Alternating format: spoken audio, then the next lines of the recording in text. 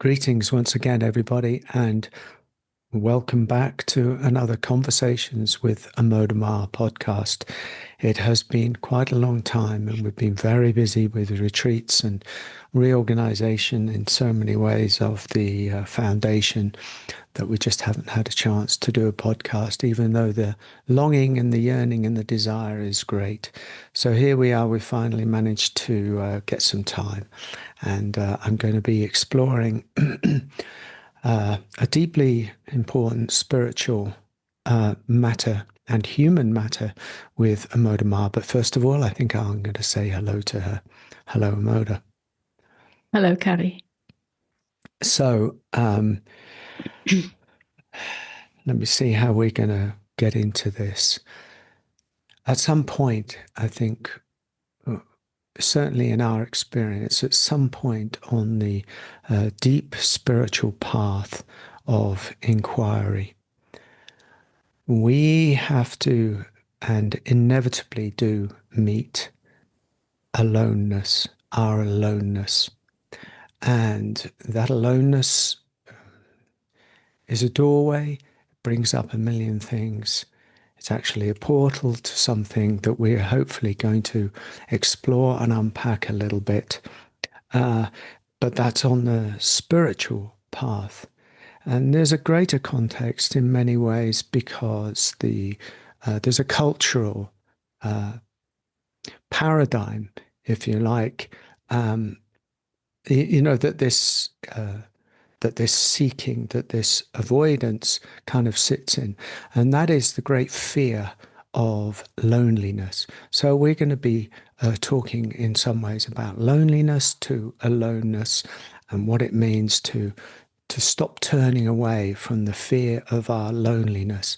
I think I don't know, from what I've seen around, there are people, there are commentators, there are very wise people who are talking about the devastating consequences, both in the physical body, the emotional body, the spiritual body, and in the culture itself, of our fear of being alone, but our recognition in a certain way that we are alone.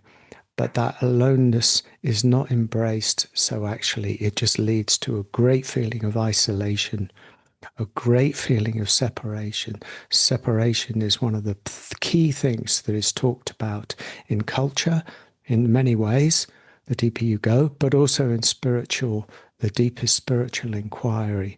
So this conversation is somehow going to open up what it means to shift from this great terror or feeling of loneliness. We're not really going to explore the physical manifestations, but there are physical manifestations. But we're going to see if we can open this up with Amoda to really kind of get to a deeper exploration of it. So having said that, try to introduce it in a certain way. I'm going to read a piece that I think actually, Amoda, this might be from a new book that's in the pipeline that's coming right to fruition in the garden of the Amoda Maa Teaching Foundation. Is this correct? This is correct, yes. Can we see when this is likely due? Is it this year, next year, or? I would estimate that it's this year.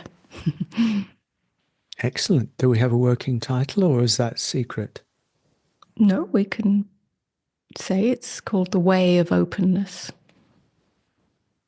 So very much reflective of the current iteration of the teaching. Yes.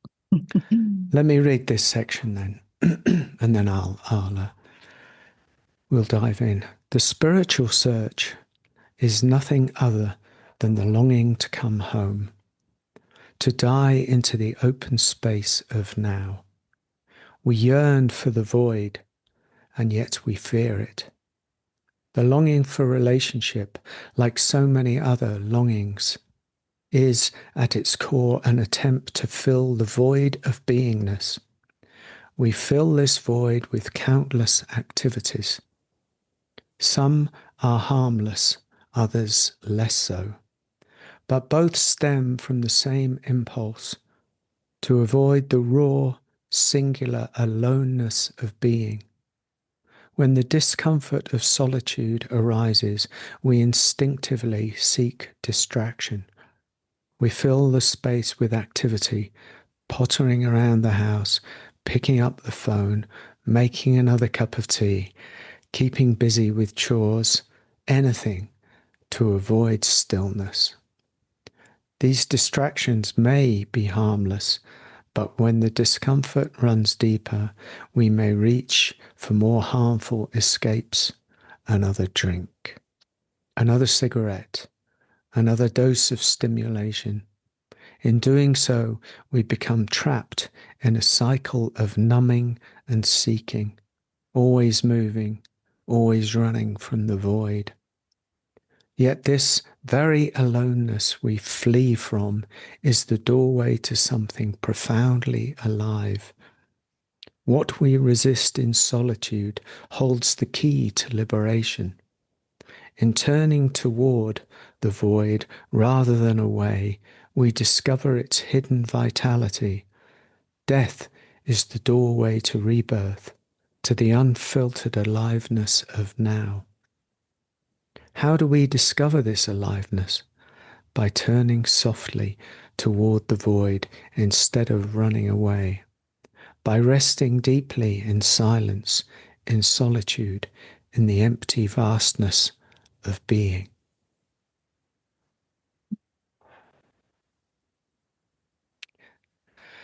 Sometimes reading your words out, I don't really want to kind of continue speaking, because they speak into the essence of us. They speak into the void of us. They actually have this capacity to bring us into the very aloneness or depth that we point to, that you point to. But we are on a podcast, so I think silence won't really work. So let's somehow open this up. I'm going to hand to you to see where you want to, how that stirs in you, Amoda. Mm. I think first of all, I should say that this void of being that's being offered as an invitation to true aliveness and wholeness and freedom is not necessarily about the outer situation, in the sense of renouncing the world or renouncing our lives and living in, as a hermit. That's not necessarily necessary. So that's not really what's being spoken about. It's more of an inner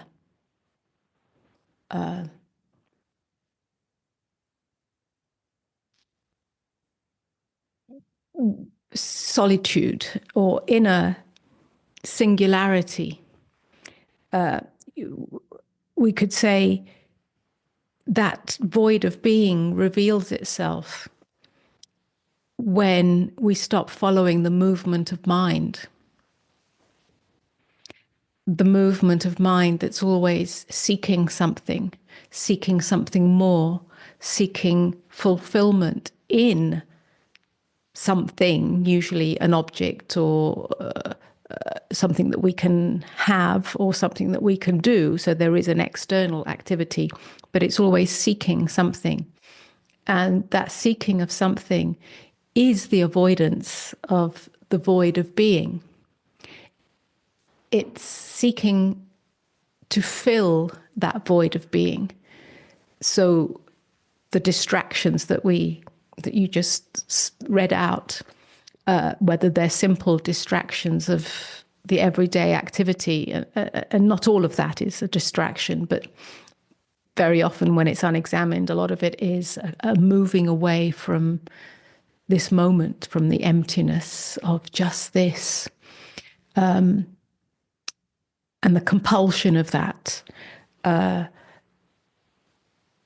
or whether it's something a more harmful, if you like, addictive cycle, which could be the seeking of relationship over and over again, the seeking of stimulants over and over again, something to fill that emptiness of, at the core, that many people have not really allowed themselves to meet in themselves.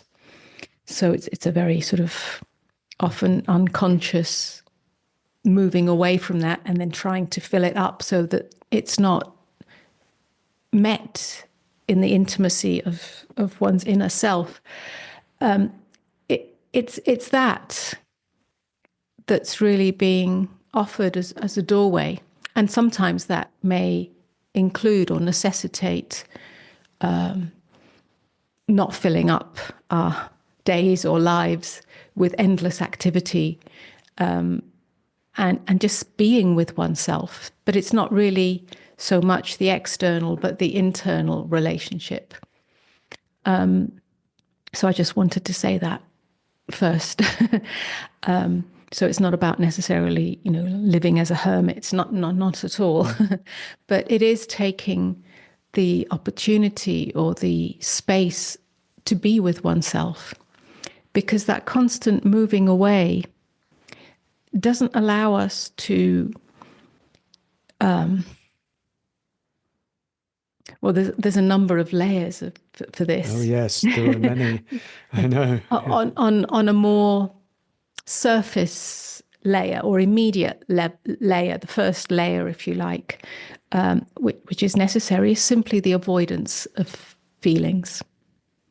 And usually that feeling is one of discomfort or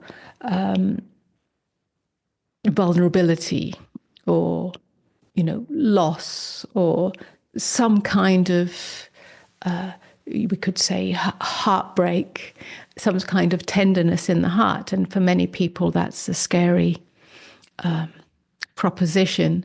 And so much of life is spent avoiding that.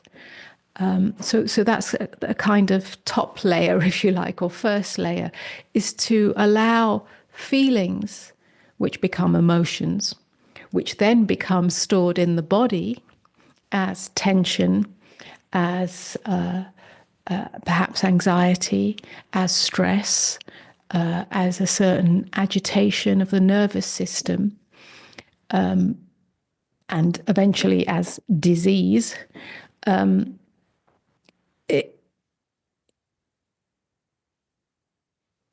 It allows us to be with those feelings, so far from them being feelings or emotions or energies that harm us. They're actually the doorway into true healing and wholeness. And for many people, including spiritual seekers who have experienced what we might call trauma or hurt of some kind, which every human being has experienced to some degree, that's the first avoidance.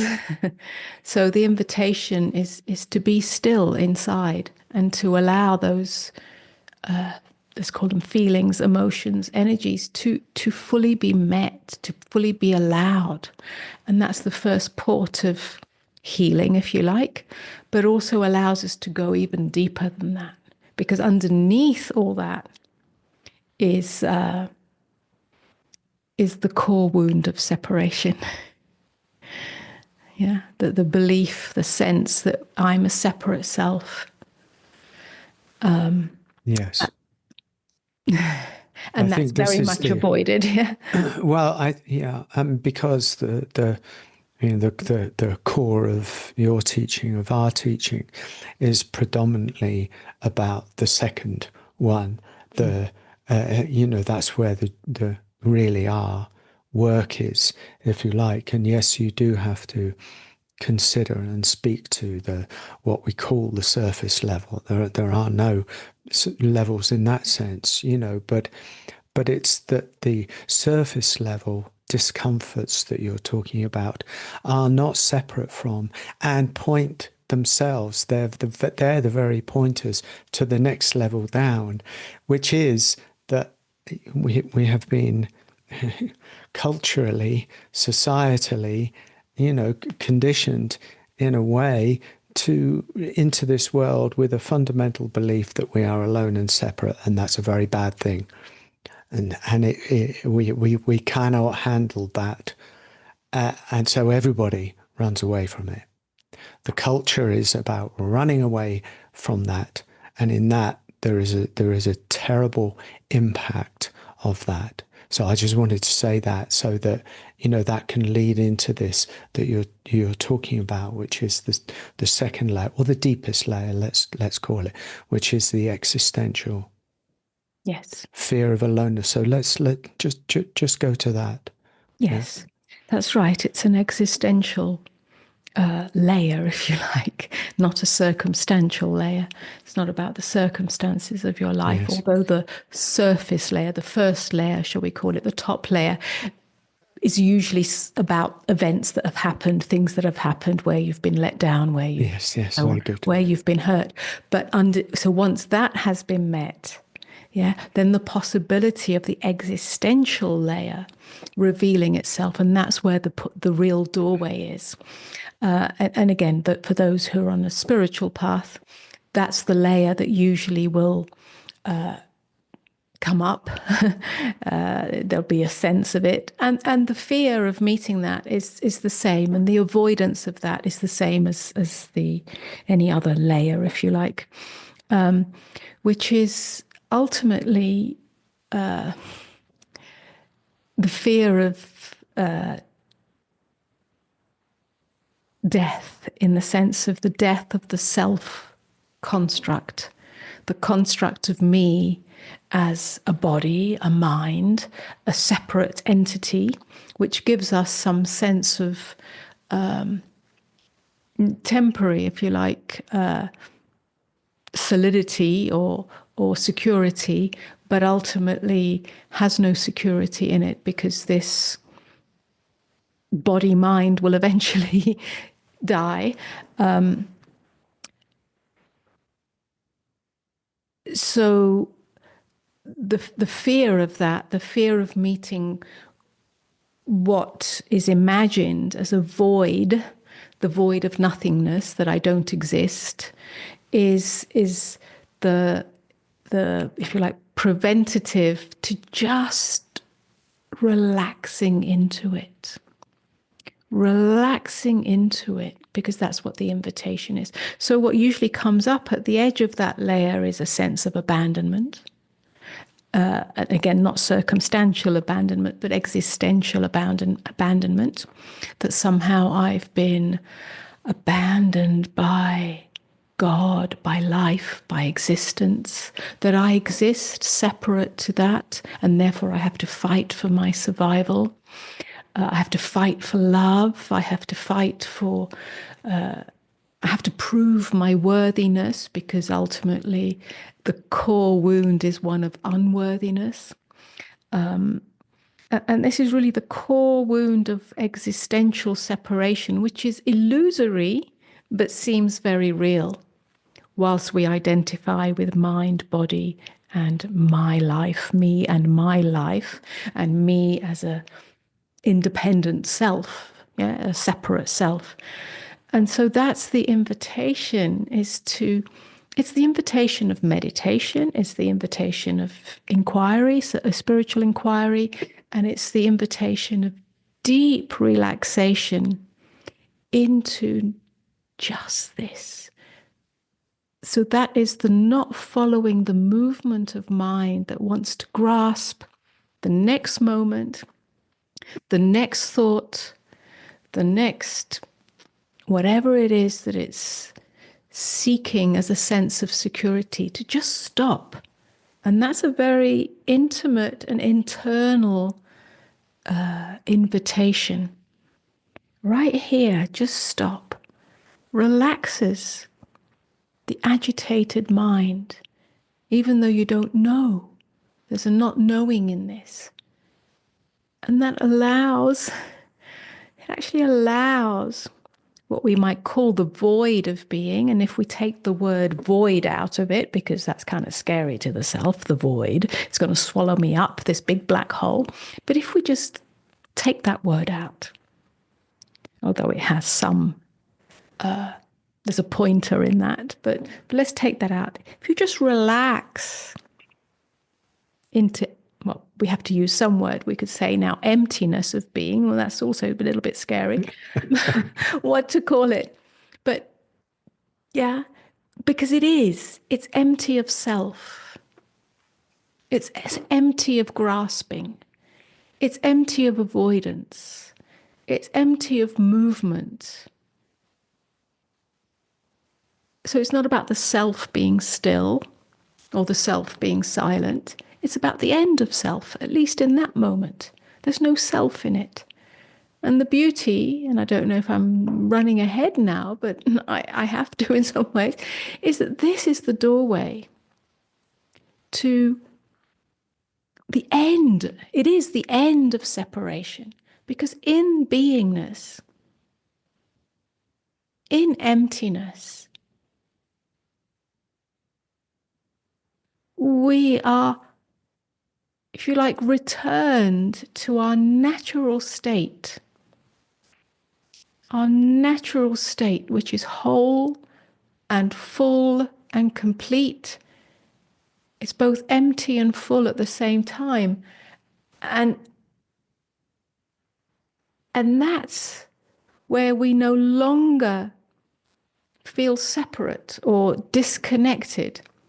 There's nothing to fill up because we're full of the aliveness of being, which expresses itself as life itself, the life that is moving through us. It's not that, if you like, that is the issue. It's the layers that bring us to that appear to be an issue, a problem, an avoidance, a scary place, and so on. Okay. Let's just take a breather for a second.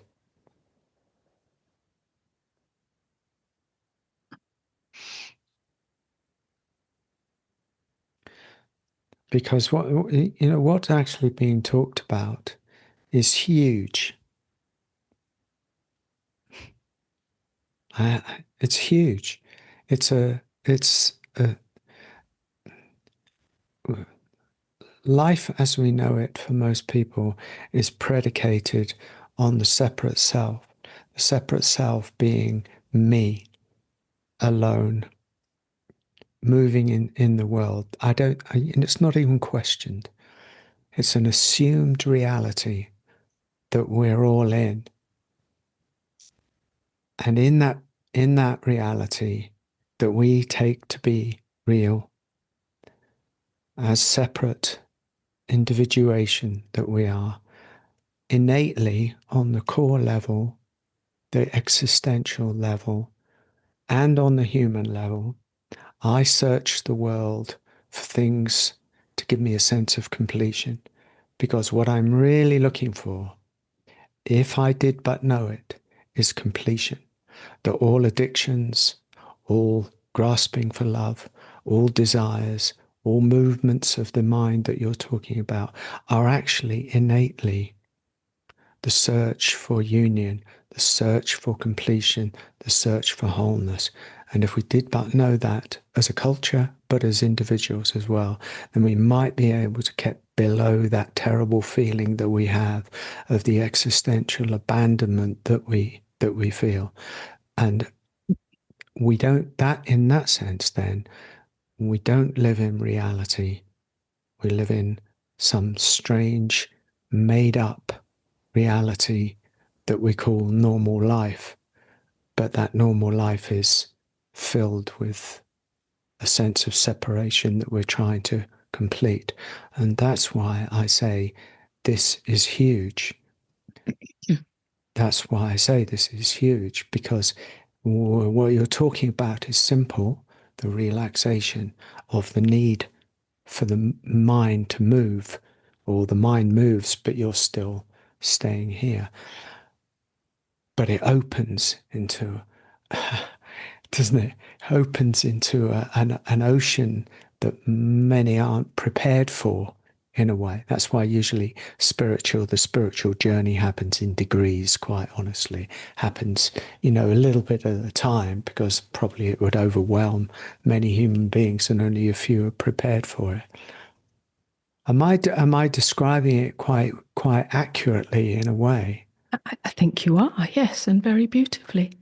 Um, as you speak, I was struck by the possibility of how we relate to children and how much of that in conventional society and culture for many, I don't know, thousands of years has reinforced that sense of separation and that sense of not enoughness and that sense of unworthiness, in the sense that almost distraction, doing, having, achieving, and all of that is unconsciously encouraged. And not that children don't have an exuberance that shouldn't be suppressed in any way, but children are much closer to innate beingness, to their natural state of wholeness. And some of these, if you like, unconscious, deeply conditioned ways of relating to children simply pushes them more into separation, or the identification with separation, certainly through schooling and all of that. And I think that if we could be with children from our own deep presence and silence, again, I don't mean verbal silence necessarily, but within, children would attune to that and align to that and innately know that they're absolutely okay as they are. They're enough. They're enough. And well, I certainly know that for myself. As a child, I was more naturally attuned to that. But it wasn't allowed, if you like. It was like, well, you've got to do something, you've got to express yourself, you've got to, yeah, and so on. So and that's just a minor sort of situation. But for many, they're really pushed the other way. So it just struck me as you were speaking that much of what we see now as the fear of being with oneself and the sense of being a separate self that either has to fight for its survival or get to the top or prove itself to be worthy or prove itself worthy of love or whatever it is a lot of that is very much conditioned and not necessarily inevitable in the human condition. As you speak, it strikes me in many ways that, for many, not always necessarily, but really when we're born, for those very early pre-verbal, completely unaware of our physical boundary, that's the self. There is no self when we're born. Even if it is this tiny little thing, we're intimately connected with nature, with our naturalness, with the universe. In fact, we're steeped in oneness in effect. It's very, very natural. And as you're speaking, what it reminds me of this relaxation, of the search, of the going into the deepest layers that actually result in awakening or enlightenment or self-realization is actually in many ways as simple as a return to that very, very, very uh, naturalness. We make it complex because the in-between bit is where the self that has become so rigidified, almost like a growth that we've talked, as it's become rigidified, something has to happen with that. But if something happens with that, through work, through grace, whatever, then the result is actually a return, not a return backwards, but a remembering or a reconnecting with that very, very That's right. naturalness, Yes, yes, isn't it? absolutely, absolutely. It's not a regression. It is a remembrance. And yes, it's that innocence. It's that naturalness. It's that innate oneness that a child is or an infant is not consciously aware of, but our return to it is a conscious return, and that allows us to live in a world of seemingly separate objects, because that's how we function and have to function, but from a very different paradigm where we are no longer isolated, we are no longer alienated, whether we're alone or whether we're with people, friends, loved ones, whether we're, surrounded by 1,000 people. We're still not disconnected. Yeah. It doesn't matter anymore. It doesn't matter because we're not seeking connection in order to fill something that cannot be fulfilled in that way, that's already fulfilled, but we don't know it. Yeah. So yes, it's radically a different dimension of being. So let me just, because I want to continue this a little bit, and I just want to get into, because it's, we've painted excuse me, a glorious picture in many ways, and it's, yeah, so the relaxation, etc., etc. But I want to talk just a little bit about what the move you said about the movement, seeing the movement of mind. And I want to just get into that a little bit more, because when you say see the movement of mind, to a lot of people, that it doesn't, they don't know in many ways what that means. I want to talk about how the movement of mind, is that the movement of self? Is that the movement of what mind is that?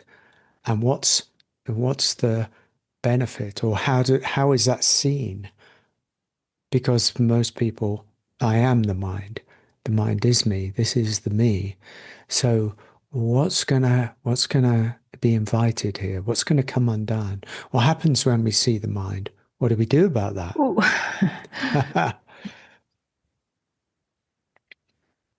Well, one has to start somewhere, if you like.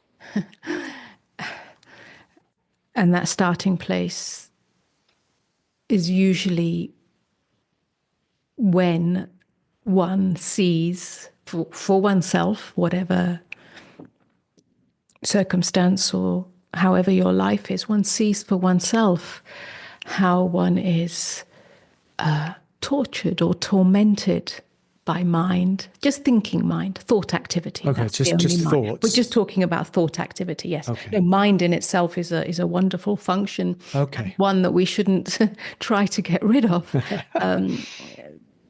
That's a slightly different conversation, but Yes. in this sense, the movement of mind is simply the thought activity that takes place.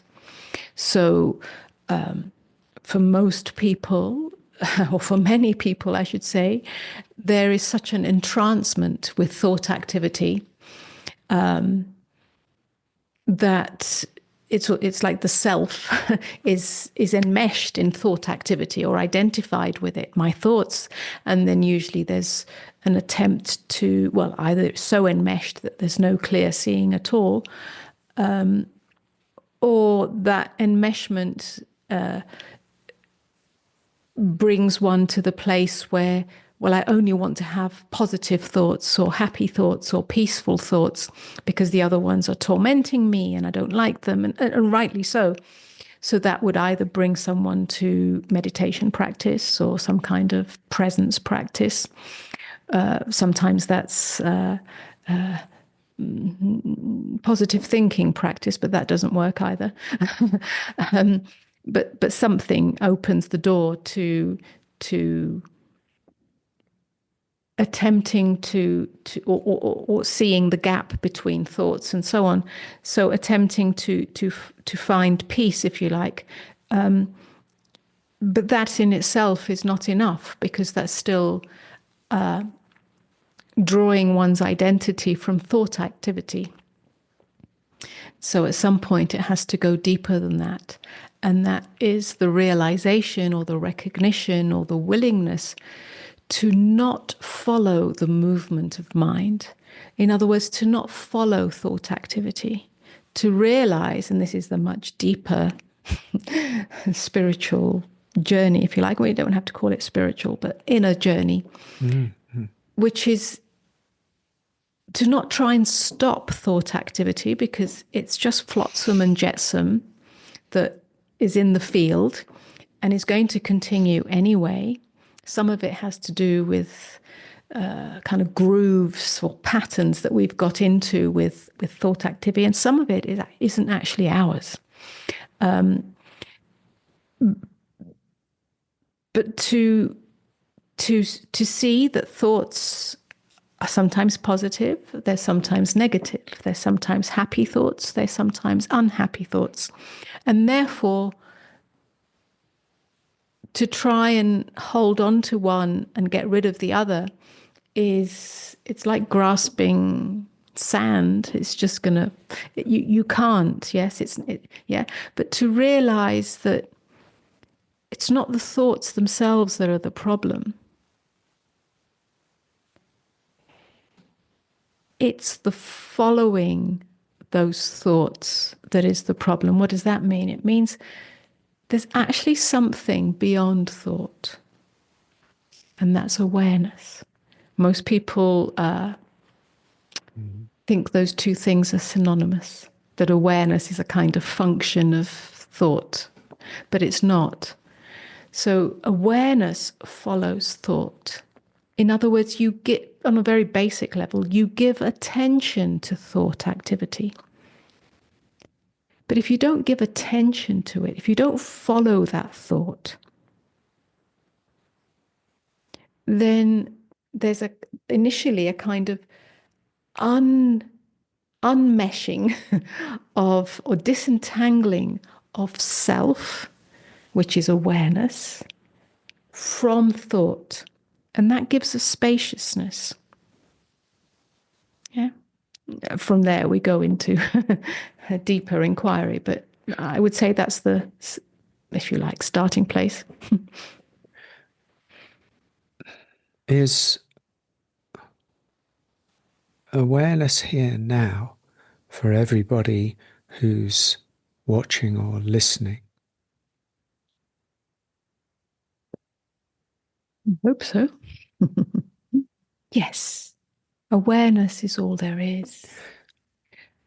Is it not true? Whoever's listening right now, is it not true that you are aware in this moment as you listen to these words, these sounds, or these visuals, as there is thought activity arising? Maybe you agree or you disagree, or you like or you don't like, or whatever is arising. Is it not true that there is something that you can call awareness, that is aware of all of that, the content of your experience? Is it not true? Otherwise, there'd be no experience. So that's kind of the first initial realization. It's fundamental. Well, Ultimately, this is the question, who am I? But if we not phrase it in that way, because that gets confused in the mind and also has a very spiritual kind of lineage to it. But if you just ask yourself, is it not true that awareness is here? Something, someone, yeah, is aware of what I'm experiencing, what is being experienced. Now, instead of seeing it as I am aware, just notice the fact of awareness. It's here. And then whatever is being experienced, which I call the scenery, is it not true that it's constantly fluctuating? Whether it's thought or perception or sensation, it's forever fluctuating, like the ripples on the surface of water, the ocean, the pool, the river. But awareness is always here. And that awareness doesn't change. The awareness of something changes, but awareness itself doesn't change.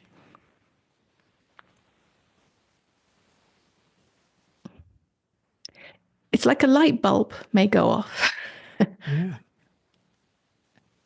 It's a question, if you like, or yeah, or a seeing that many people are not, if you like, ask or contemplating. Yes, yes, yes. Well, sometimes or quite often we're looking for it somewhere else, busy on the path looking for the answer or the solution somewhere else. But actually, it's here right now. Everybody who's listening and everybody who's watching, you and me, are all experiencing, or not even experiencing, but are rooted in somehow that awareness. It's not my awareness, it's not your awareness, it doesn't belong to anybody. It's the ground of being, which we can call awareness. And Yeah, that is that awareness, as you just said, is the same. it's the same. It's the same. It's not my awareness or your awareness, although it comes through this vehicle. So then I can say, I'm aware of this and that and this and that. But the nature of awareness, the fact of awareness,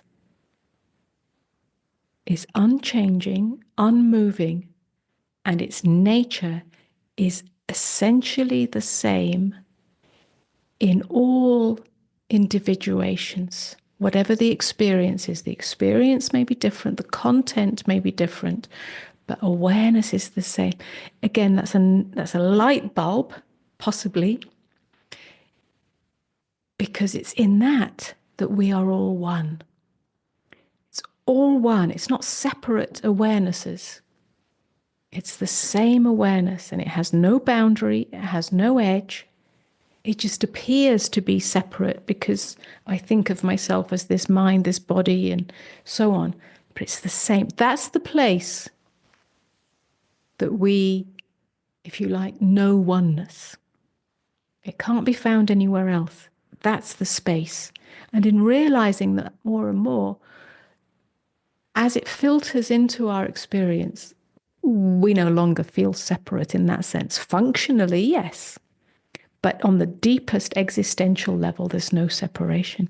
And therefore, there can be no loneliness, there can be no aloneness in the conventional sense.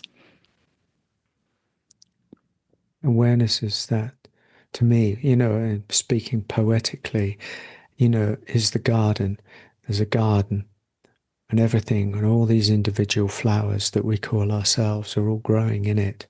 And the garden and the flowers are not separate from each other, but we've assumed that as the little flowers, we're all separate from each other, looking out across the garden, and we don't realize that the garden is the same garden. And Jesus said, the kingdom of heaven is already here, but you do not have Eyes eyes to to see. see. And that's what that means. The kingdom of heaven is the unified field of beingness. Yeah, we use the word being or awareness interchangeably. It's the unified field. That's the only place of peace and oneness, yeah, and true fulfillment. But you do not have eyes to see because we're looking the wrong way. We're looking for the kingdom of heaven in the things that we have, Yeah. in the things that we do, in the things that we achieve, in our various identities as this, that, and the other. Yeah, we're looking for love in the wrong Oh place, man. and so on. Here it is. This is the See, true it's, treasure. This is the true garden. This is the yes. true kingdom. So the mind and the self is always moving outwards to find its completion. Is always looking, That's why always searching don't outwards. Don't follow that follow search. it. Don't follow that search. Yeah. It's from here that all the riches that you need, if you like, that are truly yours will come to be, whatever those And riches are. this is so beautiful because in many ways it's so simple, to see, to recognize, as we said, that awareness is here now. And then it sees the movement of the mind, the thought activity. And there it is, just for this moment. That's all it needs, just this moment. Don't try and prolong it, because you try and prolong it and it is gone. Yeah, and thought will come back because we're habituated to the thought patterns that go round and round. By and by, with enough turning towards the awareness, giving that allegiance, that devotion, by and by the movement of mind becomes less concerning. Becomes less concerning. It actually also becomes less visible. Yeah. Yeah. It's like a movement of a whisper, let's call it a whisper that moves. Yeah. It doesn't have the same substance. Well, yes, I think because the flower that we are has stopped being so neurotic about itself, because what it thought was its terrible loneliness has been realized as its great all oneness, or whatever, the great union of things. So do you think we've given for this session, this podcast, an opening? I By think it's a very beautiful by no means conversation we've complete, had. but I think, I think that's a very lovely place to end for today. yeah, Yeah. The realization or the possibility of the remembrance that the kingdom of heaven is here, in you, as you. The doorway is in you. I think this is the potential for this in many ways we realize is that, so many of our troubles that we fixate on, so many of our wounds, our traumas, our troubles, our grievances, we get caught up in the fixing mentality, and there's a place and a time for all of that. But also there's a great healing, which I think you were talking about right at the beginning. There's a great healing in knowing this, knowing the unbroken, and go back to, There's a sort of innate intelligence in our natural state that doesn't come from thinking mind, but simply from the invisible field of beingness from which and through which life moves and unfolds. There's such an innate intelligence in that, but when we touch it or rest in it or abide in it or live from it, then all unresolved emotions and feelings and will be metabolized in that we don't have to keep on trying to fix ourselves, although support on the way is part of the human journey. But I'm talking about at this deepest level, when we truly sink into it. That's the true place of healing. It's also the true place of well-being on all levels, emotional well-being and physical well-being, because there's no separation in that dimension. And if there's no separation, then the whole system functions organically and holistically, the need to attend to symptoms, whether they're psychological or physical symptoms, essentially comes from a separatist paradigm. I'm not talking about just ignoring what needs to be tended to, but this sinking into our natural, innate, whole state, unified beingness is actually fundamental to true well-being. And this is something that is also completely denied or ignored in conventional medicine or practices. I'm not talking just about physical healing, but on all levels, psychological healing too. Well, yes, we operate from fragmented consciousness, and we have already separated off into mind, emotion, body, spirit, and all that sort of nonsense, really. And so we tend to operate from the neurotic self or the fragmented self. So when something goes wrong, then we kind of want to fix it or see it as a problem, and we don't listen to, and we're not aware of what you're talking about, which you talk about as natural intelligence. I do think there's value at some point, I'm not saying when, of actually opening some of that up to speak a little bit more to what natural intelligence might mean to you. But we'll save that for a different podcast. Maybe not. But I think that's a very intriguing place to draw this podcast to a close.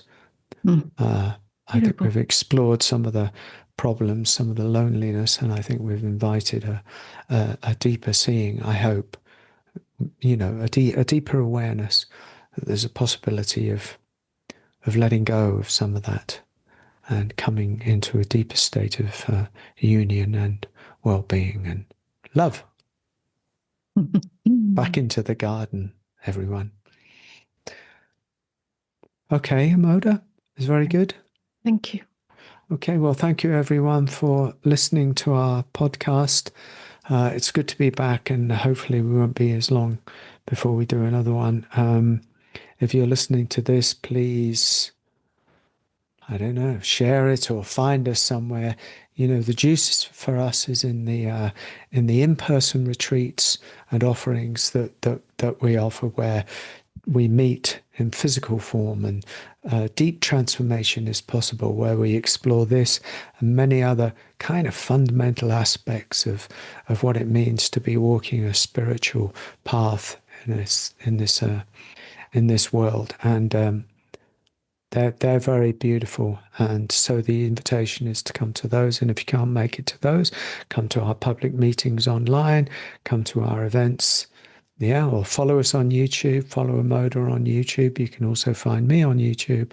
We're all over the place in many ways, and we look forward to meeting you and seeing you somewhere in some way, shape or form.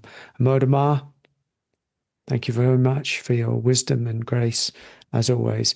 Namaste, everyone. Take care, Namaste. and we'll see you soon. Namaste.